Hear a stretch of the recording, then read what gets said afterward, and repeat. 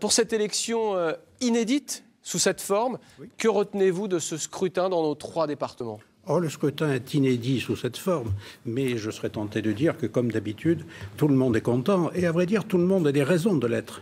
L'UMP et l'UDI virent en tête largement en Corrèze, progressent en Creuse et s'implantent vraiment à Limoges. Le Parti socialiste, qui a eu très peur, mais qui peut espérer avec le reste de la gauche et des écologistes, conserver la Haute-Vienne et la Creuse. Le Front national, qui s'implante dans les campagnes et pas seulement dans les agglomérations en Haute-Vienne. Il est présent, il sera présent au second tour dans 8 cantons.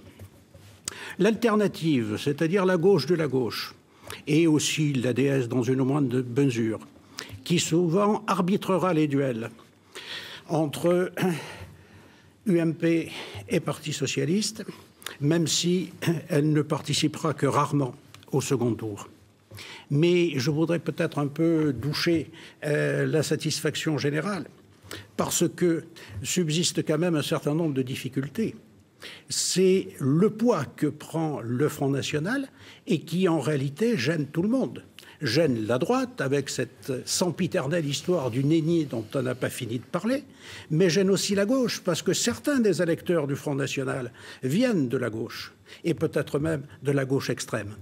Et à gauche, pour le PS, les négociations qui se révéleront extrêmement difficiles avec ces, entre guillemets, peut-être futurs partenaires. Et ce qui me frappe, c'est que cette région, comme de manière générale la France tout entière, n'est plus bipolarisée politiquement. Il y a désormais 3 grandes familles politiques. Vous entendez la petite